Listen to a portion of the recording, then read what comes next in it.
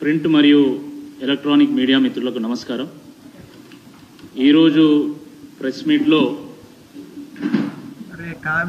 Nizamabad parliament సభ్యులు BJP నాయకులు శ్రీ అరవింద్ గారు మాట్లాడతారు. వారితో పాటు మాజీ శాసనసభ్యులు ఎన్వీఎస్ఎస్ ప్రభాకర్ గారు వారిద్దరూ మాట్లాడతారు. మొదటగా అరవింద్ గారు. ఈ పత్రికా సమావేశంలో మాతో పాటు బీజేపీ రాష్ట్ర కార్యదర్శి ప్రకాష్ రెడ్డి గారు పాల్గొన్నారు.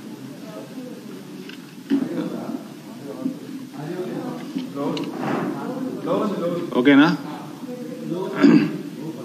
పట్టుకోవాలన్నా? పట్టుకున్నాం. ఇప్పుడు ఓకేనా? మొట్టమొదటిగా ఇవాళ పొద్దున జరిగిన సంఘటన, శ్రీనివాస్ అనే భారతీయ జనతా పార్టీ కార్యకర్త, యువకుడు ఎమోషనల్గా బాధపడుకుంటూ బండి సంజయ్ గారి మీద ఏదైతే పోలీసు దౌర్జన్యం మనం చూసినామో, ఆయనని అతి దారుణంగా శారీరకంగా వేధించుకుంటూ పోలీస్ వ్యాను ఎక్కించి తీసుకెళ్లి సిద్దిపేట నుంచి తీసుకెళ్లి మళ్ళీ కరీంనగర్లో హౌస్ అరెస్ట్ చేయడం, ఇది చాలా అమానుషంగా శ్రీనివాస్ భావించి, నేను అక్కడికి వెళ్ళినప్పుడు యశోద హాస్పిటల్కి బండి సంజయ్, అరవింద్ మీలాంటి కార్యకర్తలకి, ఎంపీలకే పోలీసులతో ఇట్లా దౌర్జన్యం చేపిస్తా ఉంటే ఈ రాష్ట్రంలో సాధారణ కార్యకర్త పరిస్థితి ఏంది అన్నా అని ఆయన అడుగుతా ఉంటే కళ్ళల్లో నీళ్ళు వచ్చినాయి. ఇవాళ జరిగిన సంఘటన చాలా దురదృష్టకరం. భారతీయ జనతా పార్టీ శ్రేణులకి, కార్యకర్తలకి రాష్ట్ర వ్యాప్తంగా నేను బండి సంజయ్ గారి తరఫున, నా తరఫున, పార్టీ తరఫున ఇటువంటి అఘాయిత్యాలకి పాల్పడకండి, మనకి అవసరం లేదు. రానున్న కాలం భారతీయ జనతా పార్టీ కాలం. తప్పకుండా ఈ రాష్ట్రంలో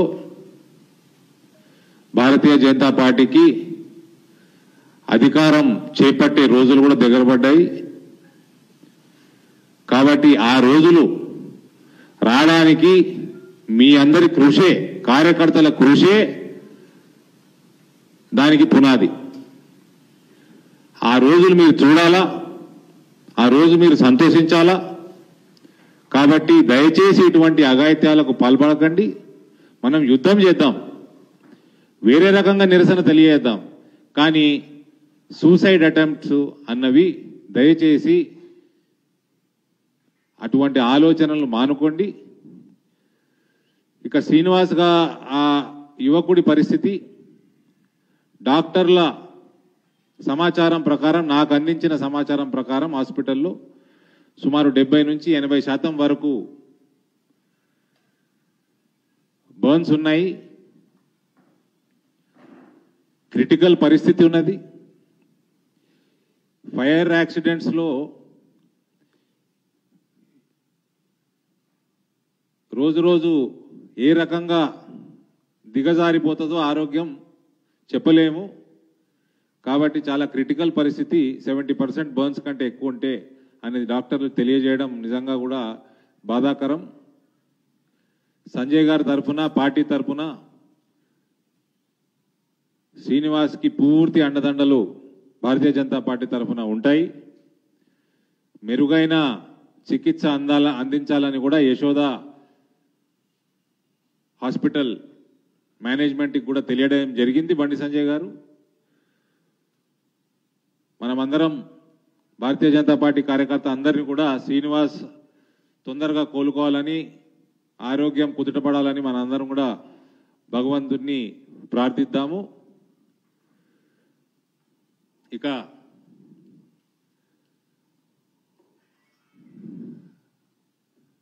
కేటీఆర్ ప్రెస్ మీట్ పెట్టిండు.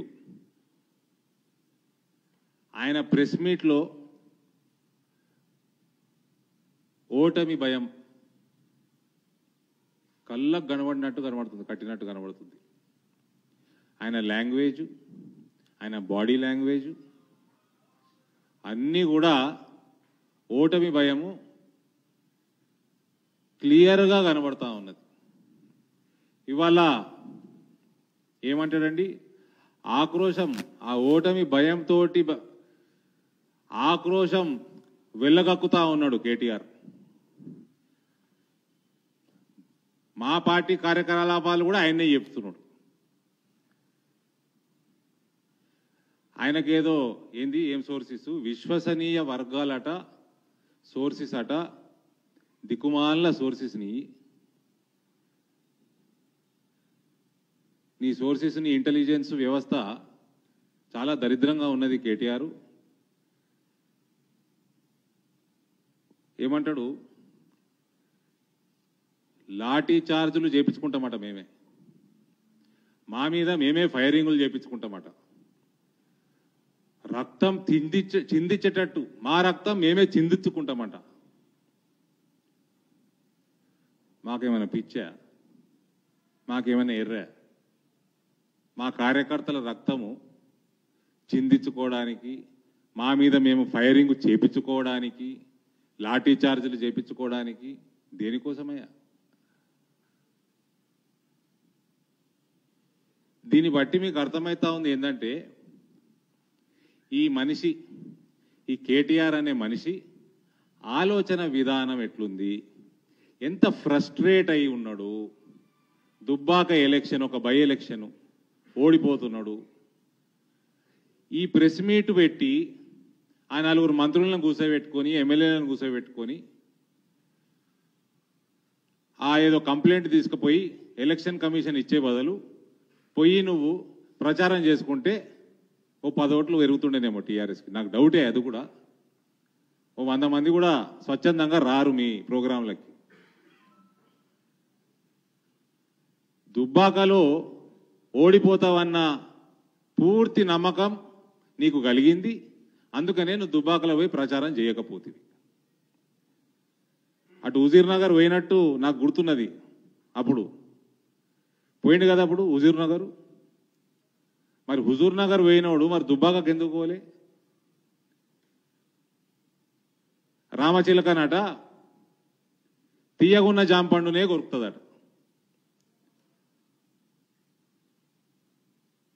మన చిలుక కొరికిన జాంపండు తీయగున్నదని మనం అనుకుంటాం, కానీ తీయగున్న జాంపండునే రామచిలుక కొరుకుతుంది. గది కేటీఆర్ లీడర్షిప్. నాయకుడు అనేటోడు ఓడుతున్నా గెలుస్తున్నా ముందుండి కార్యకర్తలను నడిపియాల. నువ్వు ఒక పిరికి పందవి. దమ్ము ధైర్యం లేక ఫీల్డ్ మీద ఇటువంటి దరిద్రపు ఆలోచనలు, దీన్ని బట్టి అర్థమవుతా ఉన్నది ఎంత దరిద్రంగా కేటీఆర్ ఆలోచించగలుగుతాడో. దీన్ని బట్టి తెలంగాణ ప్రజల మొత్తం యావత్ తెలంగాణకు అర్థమవుతుంది ఏంటంటే, కుక్కని తీసుకొచ్చి సింహాసనం మీద కూసబెట్టిండు అలయ్య. ఇంత దరిద్రంగా ఆలోచన చేస్తారా ఎవరన్నా? కేటీఆర్ నీ చెల్లెని ఓడగొడుతందుకే నీ నిజామాబాద్లా 0 ఎఫర్ట్ పెట్టినాయా? అసలు ఏమి నేను ఇబ్బంది పడలే. భారతీయ జనతా పార్టీ కానీ నేను కానీ ఏమి ఇబ్బంది లేకుండా నీ చెల్లెల్ని, నీ స్వంత చెల్లెల్ని చిత్తుగా ఓడగొట్టినాం. ఈ దుబ్బాక ఎలక్షన్ల కోసం మేము ఇంత దిగజారుతామా? నీకేమన్నా అక్కలు ఉండాలి కదా కేటీఆర్, ఏమన్నా తలకాయ అన్నది ఉండాలా, పని చేయాలి కదా నీకు. నీ అంకుల్ని ఓడగొడుతుంది దాదాపు 1,00,000 ఓట్లు. ఏమవుతాడండి, అంకుల్ అవుతాడా, మామవుతాడు, ఏమవుతాడు కదా వినోద్ గారు. ఆయన ఆడ 1,00,000 తోటి ఓడగొడుతుంది, ఈడ 75,000 తోటి చెల్లెని ఓడగొడుతుంది. ఏదన్నా లాఠీ దెబ్బ పడ్డదా ఎవరికన్నా? రక్తం చిందిందా? ఒక్క తూటా పేలిందా? గాలినే ఓడగొట్టినప్పుడు దుబ్బాక బై ఎలక్షన్ కోసం చేస్తామా మేము? దరిద్రంగా మీ దరిద్రులని తెలుసు, మీరు నీచాతి నీచులైన తెలుసు. ఏదో పనికి మాలిన ఉద్యోగం చేసుకున్నటోని తీసుకొచ్చి సింహాసనం మీద కూర్చోబెడితే ఆ చిల్లర బుద్ధులు మానకపోతుంది, ఇంకా చిల్లరగానే ఆలోచన చేస్తున్నాం. ఇంకోటి ఏంటంటే అంటే బెదిరించుడు అన్నట్టు, ఇది ఫైరింగ్ చేస్తాం, లాఠీ చార్జ్ చేస్తాం, రక్తం చిందిస్తాం బీజేపీ కార్యకర్తలని బెదిరిస్తున్నాం.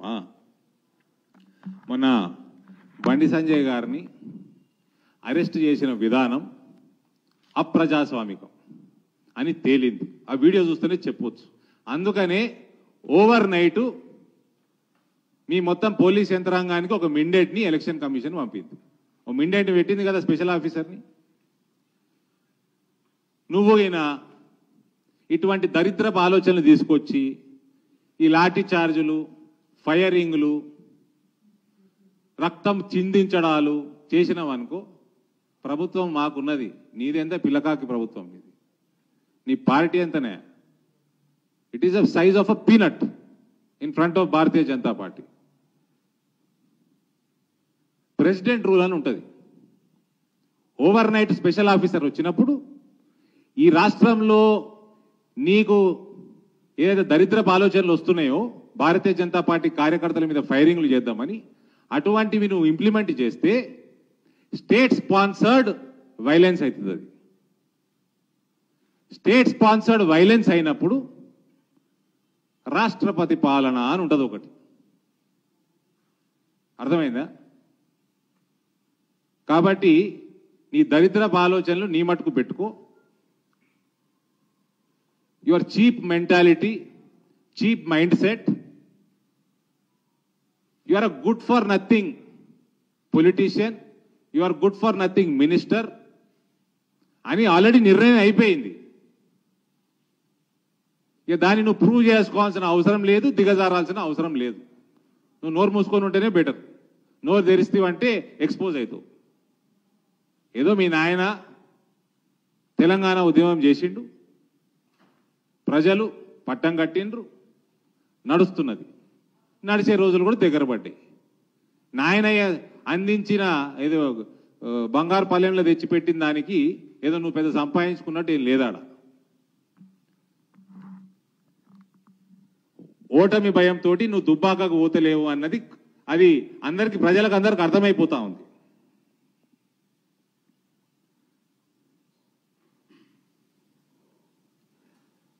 ఇంకోటి ఈ తమాషా చూడండి.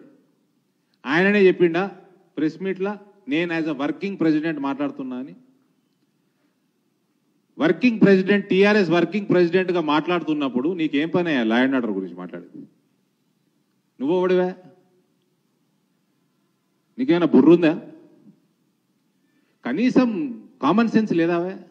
మా మంత్రిగానే మాట్లాడుతున్నా అని చెప్పు. ఇంగిత జ్ఞానం లేదు, కామన్ సెన్స్ లేదు, బేసిక్ సెన్స్ లేదు. నేను వర్కింగ్ ప్రెసిడెంట్గా మాట్లాడుతున్నా అంటుండు, లా అండ్ ఆర్డర్ మాట్లాడుతున్నా. మీ హోంమంత్రి పండుకున్నాడా? లేకపోతే పండుకునేటోడికి హోంమంత్రి ఇచ్చిర్రా?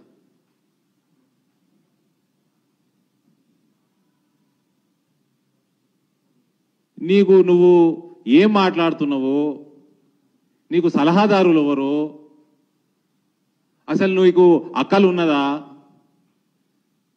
నీకు రాజకీయం తెలుసా, నీకేం తెలుసు?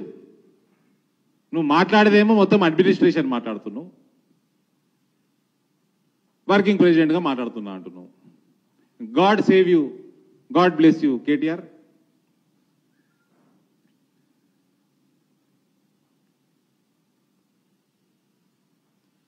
ఇది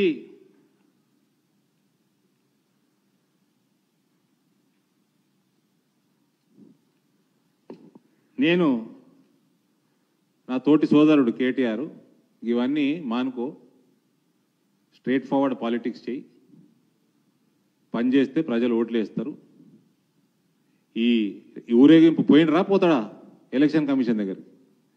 ఆ మంత్రులను తీసుకొని, ఎమ్మెల్యేలను తీసుకొని ఆల్రెడీ వేయండు. గా ఊరేగింపు బదులు పోయి దుబాకల ప్రచారం చేస్తే బాగుంటుండే. చాలా కాలం నుంచి కార్యకర్తలని బీజేపీ కార్యకర్తలని అరెస్టు చేయడం కూడా జరుగుతూ ఉంది.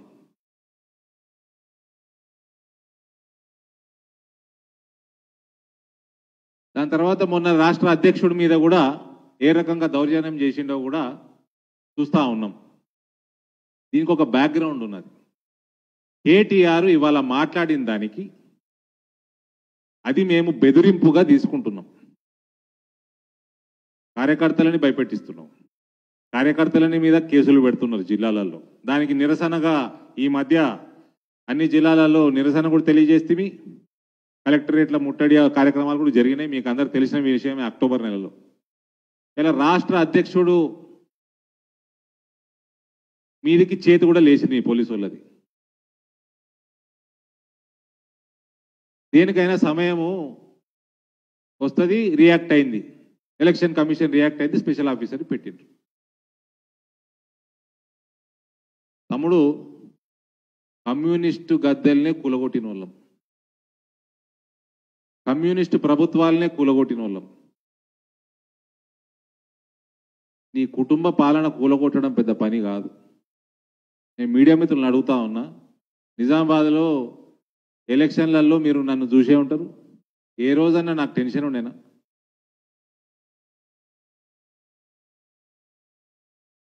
వారం రోజులలో పోలింగ్ ఉండగా నేను మధ్యాహ్నం 2 గంటల నుంచి 4:30 వరకు వండుకుంటుంటే హ్యాపీగా ఆడుతూ పాడుతూ మీ చెల్లెల్ని ఓడగొట్టినాను. మంచిగా మర్యాదగా కరెక్ట్ రాజకీయం చేసుకుంటూ ప్రజాస్వామిక బద్ధంగానే తెలంగాణలో నిన్ను సిరిసిల్లాలు ఓడగొడతాం, మీ నాయనని గద్దె దింపుతాం. మా కార్యకర్తల ప్రాణాలని మేము పనంగా పెట్టి మిమ్మల్ని దించాల్సిన అవసరము కూడా లేదు. మళ్ళా చెప్తున్నా, your government, your party is a peanut. Thank you.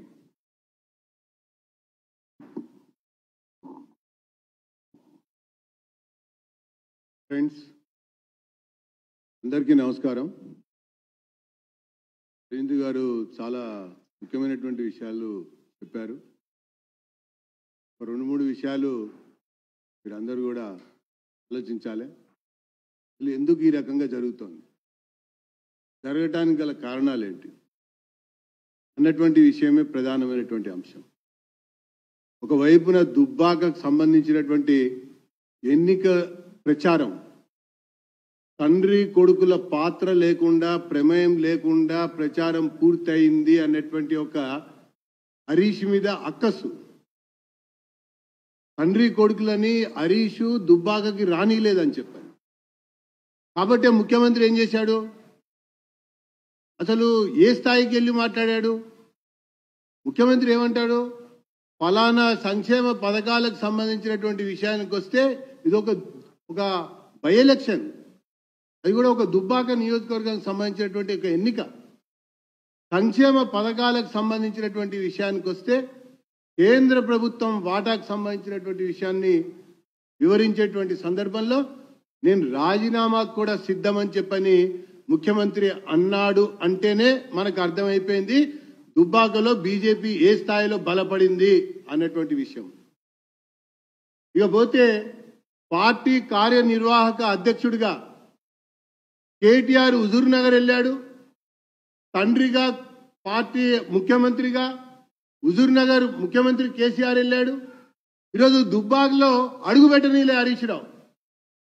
అడుగుపెట్టనీయకపోయేసరికి తమ ఉనికిని చాటుకోవాలని తండ్రి కొడుకులు ఈ రకంగా నీచంగా దిగజారి ఒక జాతీయ రాజకీయ పార్టీ పైన నిందలు మోపడం ఏదైతుందో, అవాస్తవాలు చెప్పడం ఏతుందో, అసత్యాలు చెప్పడం ఏతుందో, ఇది నీచాతి నీచమైనటువంటి ఒక చర్యగా దీన్ని అభివర్ణించవచ్చు. ఇంకొక విషయం మనం ఆలోచించినట్టయితే బండి సంజయ్ గారు మా రాష్ట్ర అధ్యక్షుడి పైన భౌతిక దాడి జరిగింది. కానీ తెలంగాణ రాష్ట్రంలో ఉన్నటువంటి మా కార్యకర్తలందరూ ఎంతో సంయమనం పాటించారు. ఎక్కడ కూడా ఎలాంటి చెదురుమదురు సంఘటనలు కానీ, అవాంఛనీయ సంఘటనలు కానీ, ఇంకో రకమైనటువంటి పౌరులకు ఇబ్బంది కలిగించేటువంటి విషయాలు కానీ పాలుపడకుండా మా అధ్యక్షుల వారు స్వయంగా వారికి వారే నిరసన దీక్షకు దిగారే తప్ప ఎక్కడ కూడా మేము ఎలాంటి సంఘటనలకి అవకాశం కలిగించలే. అది ప్రజాస్వామ్యం పార్టీగా ఒక నిబద్ధత కలిగినటువంటి ఒక బాధ్యతాయుతమైనటువంటి జాతీయ పార్టీగా బీజేపీ వ్యవహరించినటువంటి తీరు. ఇంకొక వైపున ప్రచారంలో ఉన్నటువంటి మా గౌరవ పార్లమెంట్ సభ్యుడి పట్ల, అరవింద్ గారి పట్ల అసభ్యంగా ప్రవర్తించడం, అనుమతి విషయంలో ఆటంకాలు కలిగించడం, వ్యక్తిగత దూషణలకు దిగజారటం, అనేక రకాలుగా అవమానించాలని చెప్పని ప్రయత్నం చేసినా సంయమనం పాటించి ప్రజాస్వామ్యానికే ఒక అద్దం పట్టేటువంటి ఒక విధంగా వ్యవహరించినటువంటి నాయకులు మా అరవింద్ గారు. ప్రచార పర్వంలో కానీ, ప్రచార శైలిలో కానీ, ప్రచారంలో అంశాలు కానీ పరిశీలించినట్టయితే ఆలోచింపజేసేటువంటి విధమైనటువంటి అంశాలనే మేము దుబ్బాక ప్రజల ముందు ఉంచాం. కానీ ఇంకో రకమైనటువంటి అసత్యాలు కానీ అవాస్తవాలు కానీ మాట్లాడినటువంటి సందర్భం యొక్క నేపథ్యం దుబ్బాక యొక్క ఎన్నికల ప్రచారంలో మీకు ఎక్కడ కూడా కనబడదు. కానీ ఈరోజు అసత్యాలకు మారుపేరు, మోసగించడానికి మారుపేరు, మరి ఎన్నోసార్లు వంచినటువంటి ఒక సందర్భంలో తనకై తాను సాటి లేరు ఎవరు అన్నటువంటి రీతిలో కేసీఆర్ గారు ప్రవర్తించినటువంటి తీరు, మాట్లాడినటువంటి ఒక విధానం, మరి దానికి సంబంధించినటువంటి వత్తాసు పలికినటువంటి కేటీఆర్ యొక్క ప్రసంగాలు మనకి తెలంగాణ ఉద్యమ చరిత్ర నుంచి మొదలు పెడితే రాష్ట్ర ప్రభుత్వం ఏర్పడినటువంటి తర్వాత, రెండోసారి ఎన్నికైనటువంటి తర్వాత కూడా మనకి కోకొల్లలుగా అనేక సంఘటనలు మనకి బయట కనబడతా ఉంటాయి. అయినా కూడా ప్రజలే న్యాయ నిర్ణేతలు అన్నటువంటి ఒక రీతిలో వ్యవహరించినటువంటి పార్టీ భారతీయ జనతా పార్టీ. మరి ఆ రకంగా ముందుకెళ్తున్నటువంటి ఒక పార్టీ భారతీయ జనతా పార్టీ. అంతేకాకుండా మరి ప్రజాస్వామ్యంలో ఒక రాజకీయ పార్టీలు అంటే సమావేశం పెట్టుకుంటాం, మరి ఎన్నో రకాలుగా ప్రజలపైన మరి ఈ రాష్ట్ర ప్రభుత్వం అనుసరిస్తున్నటువంటి విధానాలపైన గళం విప్పుతామంటే, ర్యాలీగా దళం కదిలిస్తామంటే కేటీఆర్ యొక్క వ్యవహారం మాటలు చూస్తుంటే అదొక హెచ్చరికల్లాగా ఉన్నాయన్నటువంటి ఒక విషయం. ఈ హెచ్చరికల మీద సుమోటోగా ఆయన మీదనే కేసు నమోదు చేయవలసినటువంటి అవసరం ఉందని చెప్పని నేను ఈ సందర్భంగా పేర్కొంటా ఉన్నా. ఇంకో విషయానికి వస్తే మరి ఒక పోలీస్ అబ్జర్వర్ రావడంతో అక్కడ సిద్దిపేట సిపి దుకాణం బంద్ అయింది. ఆయన దుకాణం బంద్ అయింది కదా అని చెప్పని హైదరాబాద్ సిపి దుకాణం కుల్లా చేసింది. మొన్నేమో డబ్బు పట్టుకుని అది మామది అన్నారు, ఈరోజు డబ్బు పట్టుకుని ఇది బావమరిది అని చెప్పని అంటా ఉన్నారు. పోలీసులు కూడా ఎంత నీచానికి దిగజారుతున్నారో. మరి టాస్క్ ఫోర్స్ సంబంధించినటువంటి అది టిఆర్ఎస్ టాస్క్ ఫోర్సా లేదా ప్రభుత్వ పరంగా ఉన్నటువంటి టాస్క్ ఫోర్సా అన్నటువంటి విషయంలో మరి వ్యవహారం చూస్తుంటేనే చాలా స్పష్టంగా అర్థమవుతున్నటువంటి ఒక విషయం వ్యవహారం అని చెప్పని ఈ సందర్భంగా నేను పేర్కొంటా ఉన్నా.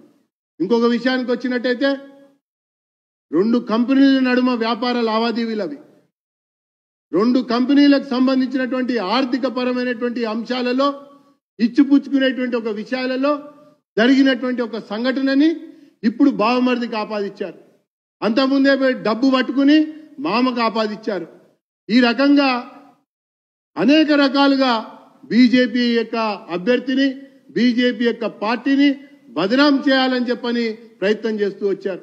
పోలీసు అబ్జర్వర్ వచ్చేసరికి సిద్దిపేటలో వీళ్ళ పప్పులు ఉడకలే కాబట్టి హైదరాబాద్ లో ఈ కథ వీళ్ళు నడుపుతూ ఇక్కడ మరి కుట్ర పన్నినట్టుగా వాళ్ళు చేస్తారు. అసలు ఈ రోజు కుట్రకి మారిపోయారు ఈ కారు గుర్తు, మోసానికి మారిపోయారు ఈ కారు గుర్తు, కుతంత్రాలకు పెట్టింది పేరు కేటీఆర్ కేసీఆర్ అన్నటువంటిది చరిత్రలోనే మనకు కనబడుతున్నటువంటి ఒక నగ్న సత్యాలు. కాబట్టి తండ్రి కొడుకుల పాత్ర లేకుండా దుబ్బాక ఎన్నిక ప్రచారం పూర్తి అవుతున్నటువంటి ఒక నేపథ్యంలో నిన్న రాజీనామా సంబంధించినటువంటి విషయం మాట్లాడాడు. ఈరోజు కార్యనిర్వాహక అధ్యక్షుడిగా తన పాత్ర లేకుండానే ఎన్నికబోతుంది అన్నటువంటి ఒక విషయాన్ని దృష్టిలో పెట్టుకుని ఇంత నీచానికి దిగజారి కేటీఆర్ వ్యవహరిస్తాడని ఎవ్వరు కూడా అనుకోవటల్లా, ఎవ్వరు కూడా ఆలోచించాలా. కానీ ఆయన యొక్క నిజ స్వరూపం బట్టబయలైందని చెప్పని ఈ సందర్భంగా నేను తెలియజేసుకుంటూ ఖచ్చితంగా ఈ నాయకుల్ని, ఈ పార్టీని, ఆ యొక్క అభ్యర్థుల్ని బట్టలు ఉడదీయటం దుబ్బాకలో ఖాయమని చెప్పని నేను పేర్కొంటా ఉన్నాను. అంతేకాకుండా ఇప్పుడు కూడా ఇంకా కూడా మరి అసలు ఆ నియోజకవర్గంలో ప్రచార పర్వం పూర్తయినటువంటి తర్వాత కూడా ఇంకా టీఆర్ఎస్ నాయకులు, జడ్పీటీసీలు, ఎంపీటీసీలు, సర్పంచులు, నియోజకవర్గంతో సంబంధం లేకుండా ఉన్నటువంటి వాళ్ళు ఇంకా అనేక మంది ఎలా ఉన్నారో ఆ ఏరియాలో అని చెప్పని నేను ప్రశ్నిస్తా ఉన్నా, నేను నిలదీస్తా ఉన్నా. ఎలక్షన్ కమిషన్ తక్షణమే ఆ యొక్క పంచాయతీలో, ఆ యొక్క గ్రామాల్లో ఎవరైతే బయట వ్యక్తులు ఉన్నారో వీళ్ళందరినీ కూడా మరి తీసుకెళ్లి మరి ఇంటికి పంపించవలసినటువంటి అవసరం ఉందని చెప్పని నేను ఈ సందర్భంగా పేర్కొంటా ఉన్నా.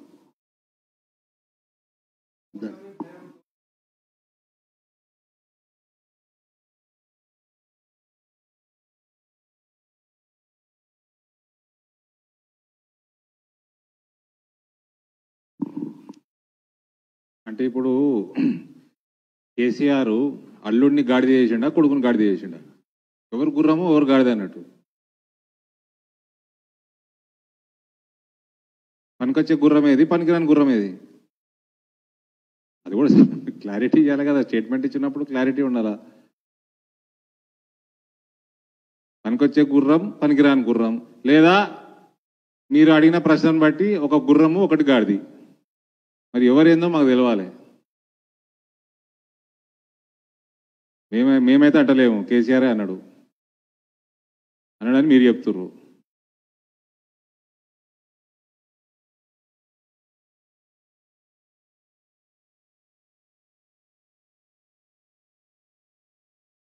రఘునందన్ రావు గారిని అసెంబ్లీలో కలుద్దాం మనం అందరం త్వరలో.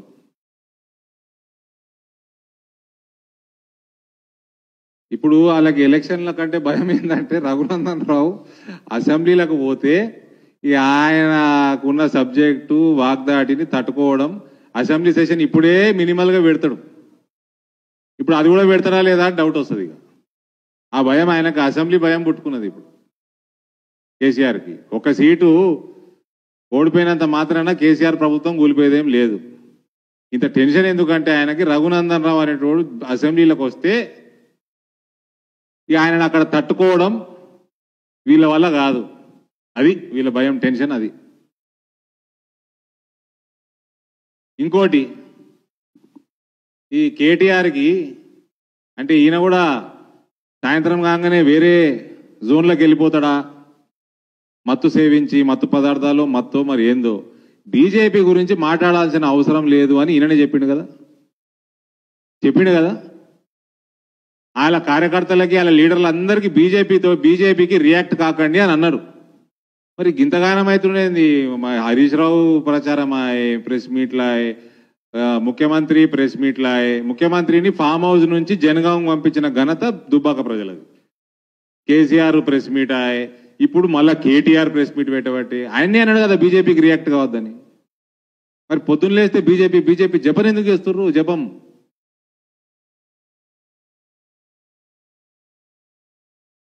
మీడియా మిత్రులు మీరు చెప్పండి. అప్పుడప్పుడు నేను కూడా మిమ్మల్ని క్వశ్చన్లు అడుగుతా.